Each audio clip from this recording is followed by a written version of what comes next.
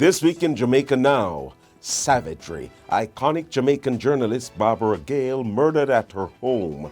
A suspect is in custody. Paula Llewellyn to resume duties as Director of Public Prosecutions. Former university student who tortured his ex-girlfriend sentenced to over 15 years in prison. And ex-JLP Senator Leslie Campbell found guilty of breaching an anti-corruption law.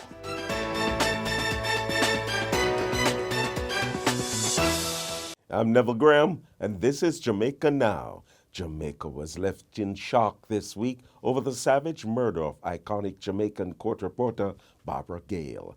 The 77-year-old was found dead at her home in the gated community of Caymanas Estate in St. Catherine on Tuesday, on her son's birthday. The police say she was stabbed several times. They believe she was attacked on Monday afternoon.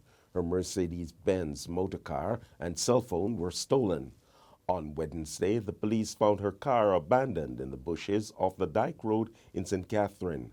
Later that day, a male suspect was captured hiding in bushes. A motive has not been disclosed.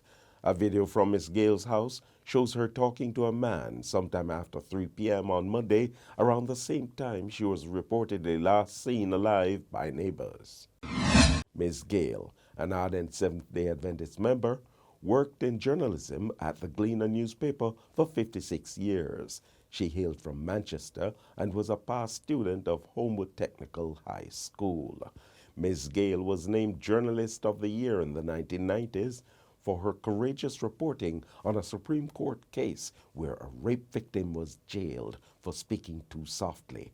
Gayle's expose prompted widespread protests, leading to the victim's release and installation of public address systems in the courtrooms. And the government and parliamentary opposition have led tributes for Ms. Gayle. Prime Minister Andrew Holness says her meticulous reporting ensured greater transparency and public awareness of Jamaica's justice system. PNP spokesperson on information Nikisha Burchell says Ms. Gayle's decades-long career set an unmatched standard for professionalism, integrity, and courage. And the Press Association of Jamaica, which honored Ms. Gayle last month, hailed her as a trailblazing journalist who dedicated her life to chronicling the complexities of Jamaica's justice system. Meanwhile, the Interamerican Commission on Human Rights said it was deeply concerned about the reports of Ms. Gayle's death and urged the authorities to carry out a thorough investigation. The police are investigating Tuesday's shooting death of a Jamaican man on a highway in Kingston minutes after he returned to the island from overseas. The killing occurred along the Sir Floresville Glasspole Highway while he was on his way from the Norman Manley International Airport, where he disembarked a flight from Panama. His identity has not yet been disclosed. The Court of Appeal has overturned a constitutional court's decision clearing the way for Paula Llewellyn to resume her duties as Director of Public Prosecutions, DPP. The court ruled on Friday in favor of the government, which brought the appeal. It said the lower court was wrong to rule that one of the constitutional changes rushed through Parliament last year regarding the retirement ages did not apply to Llewellyn.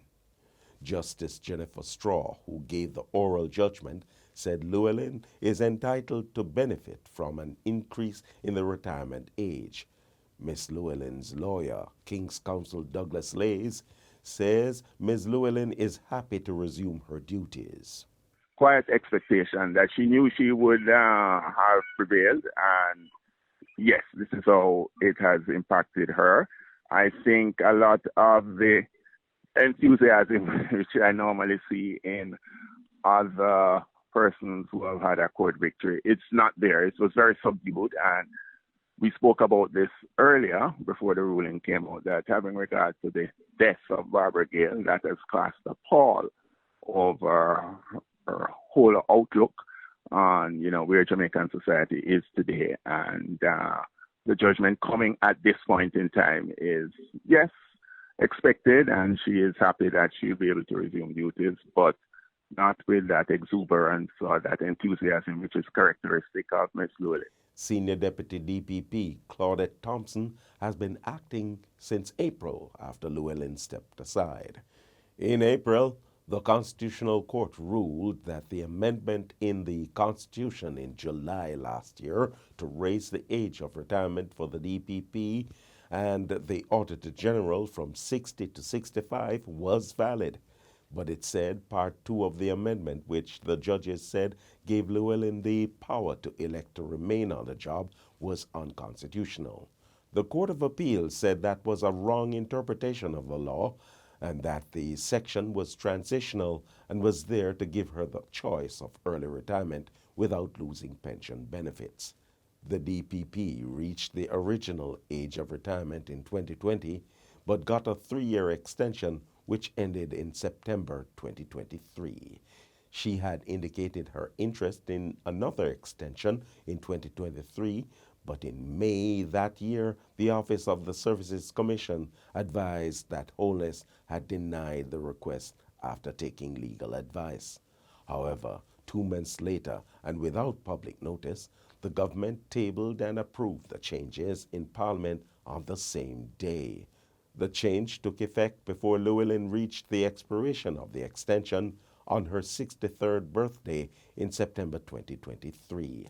Lawyers for the opposition, lawmakers Philip Paulwell and Peter Bunting, challenged the amendment in court, saying the change could not benefit Llewellyn given her extension. But the Court of Appeal said there was no improper process in the way the change was made.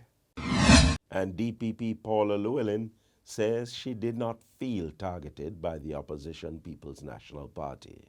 I never play into this victim scenario because certain you have to roll with the punches, irrespective of where they're coming from. And at the end of the day, you continue to give of your best and to be SAIR and effective in the delivery of service in the public interest. Former University of the West Indies Mona student Matthew Hyde, who confessed to torturing his ex-girlfriend during a 3-day abduction, has been sentenced to 15 years and 7 months in prison. However, he will serve 13 years and 9 months because he has already spent 1 year and 10 months in jail.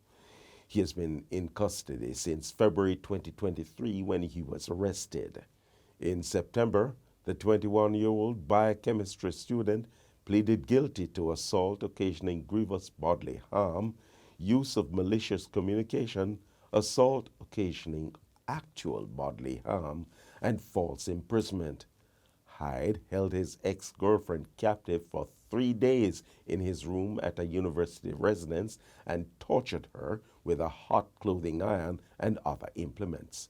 He used the iron to burn the woman on both her bottom cheeks, her 2 breasts, nose, lips, and forehead, kicked her, pulled her by the hair, and beat her with a belt. It was alleged that Hyde injured the complainant following cheating accusations. Justice Carolyn Ty Powell said Hyde's actions were horrifying and the sentence was appropriate.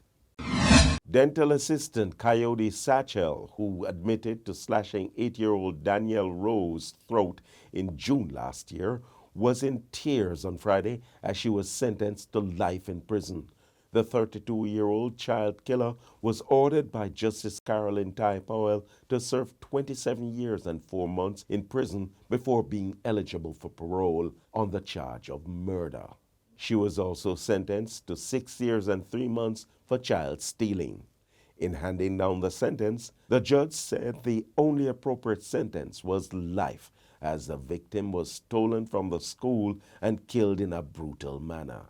The 2nd grade student of Brayton Primary and Infant School in St. Catherine was abducted on June 8 last year and later found with her throat slashed on Roosevelt Avenue in St. Andrew. Satchel murdered Danielle after allegedly contracting HIV from the child's father. Ex-Jamaica Labour Party Senator and Junior Foreign Minister Leslie Campbell was found guilty on Tuesday of breaches of the Integrity Commission Act. He'll be sentenced on April 4 next year. Mr. Campbell was charged with failing to provide information about his income declarations. He denied the allegation. The Kingston and St. Andrew Municipal Corporation, KSAMC, has found that there were breaches of the approved building permit issued by the municipality to Estatebridge Holdings Limited for a townhouse development at 2 Weycliffe Close, Beverly Hills, Kingston 6. Mayor of Kingston, Andrew Swaby, says the finding was from a report by the Chief Engineering Officer.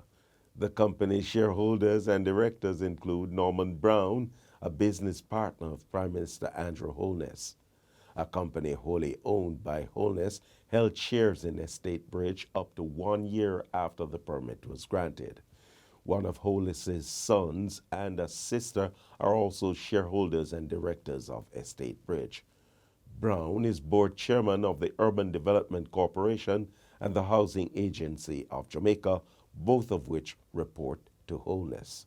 The KSAMC's report identified breaches during an inspection conducted on October 31, 2024, following a request from Estatebridge on October 28. Swaby said the breaches were only identified by the KSAMC after the Integrity Commission's site visit on July 12 and 23, 2024. Swaby had ordered the report after an Integrity Commission report released on December 10 alleged that based on its July visits, Estatebridge had built 4 four-bedroom townhouses instead of the permitted 4 two-bedroom townhouses. Some of the breaches identified in the October 31 inspection include an increase in the floor area and reconfiguration and extension of some spaces. The floor area was unchanged. The mayor said partitions observed by the IC in July were not present, which he said suggests that modifications had been made to the complex before the KSAMC's inspection. The KSAMC said it cannot refute the IC's conclusion that 4-bedroom units were being built at an earlier stage because, among other things, the partitions that the IC observed and captured in photos were no longer present. The mayor said the KSAMC received an application from Estatebridge to regularize the breaches on December 10, the same day the IC's report was made public. The KSAMC report also found that the building permit issued in July 2021 expired in July 2023 without any action taken by the corporation or the developer. Estatebridge had denied the allegations in the IC's report. And that's it for this edition of Jamaica Now, your weekly review of the big news stories. Send us your comments at onlinefeedback@gleanerjm.com. Follow us on X, formerly Twitter, and Instagram at Jamaica Gleaner, and on Facebook at Gleaner Jamaica. Like this video on our YouTube page, turn on your notification, and subscribe today.